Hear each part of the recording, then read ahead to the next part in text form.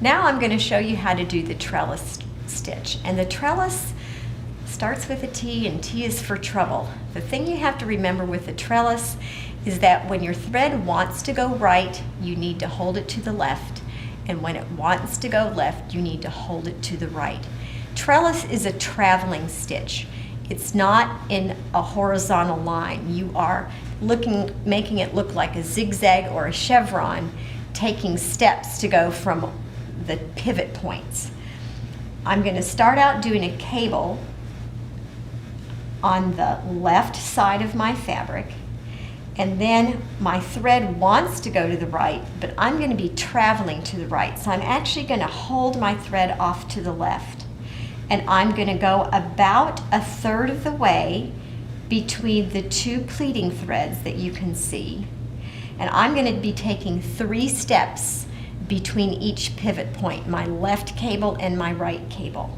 So I'm going to go about a third of the way down, and I'm going to take my stitch, make sure that my threads are untwisted before I pull my needle all the way through.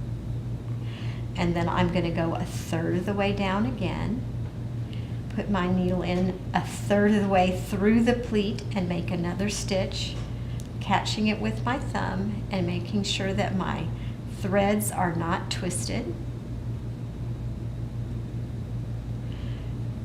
And then go a third of the way down, which is going to get me almost to the bottom. I'm going to place my needle in the pleat just above the pleating thread. If I place it on top of the pleating thread and pull my stitch, then when I make my pivot stitch, my cable stitch, the thread's actually going to fall below the pleating thread. So I'm going to make this stitch just a thread width above the pleating thread, making sure that my threads are untwisted before I pull my stitch through. Now I'm ready to change direction. So I'm going to do a cable stitch, and it's going to be a right cable. So I'm going to put my needle in and out about a third of the way down.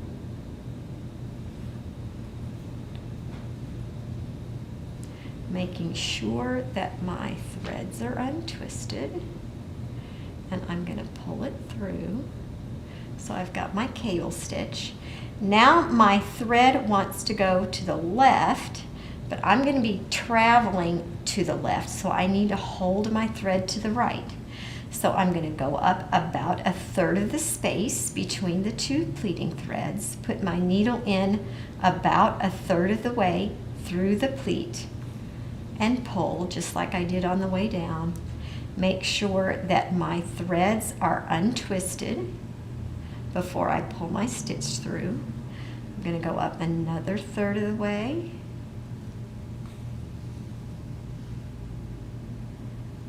Make sure my threads are untwisted,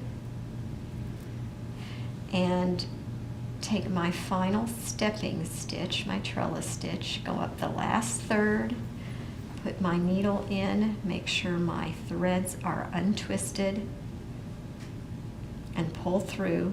And then I'm ready to pivot and go in the opposite direction. So I'm going to do a cable stitch. I'm going to do a left cable. And if your pleats kind of spread out a little bit, all you have to do is shift them around. You don't want your pleats to be too far apart when you're making your actual stitches. You want them to look like they're going to be when they're finished. So I'm putting my needle in right next to the pleating thread. I'm making sure that these 3 threads are untwisted, and I'll pull them through. Tension, you want to make sure it's not too tight. You want your pleats to be straight, but you don't want them to be flapping on top of the fabric. In the trellis stitch, the number of stitches it takes to get from one pivot point to the second pivot point are called steps. So if you have a 3-step trellis, it's going to take you 3 stitches to get to the pivot point. If you have a 5-step trellis, it's going to take 5 steps. So that's when, if you're reading a smocking plate, which is a design, a smocking design, and it gives you instructions for a 3-step trellis or a 4-step trellis, you know that that's how many steps it takes before you're going to pivot and go in the opposite direction.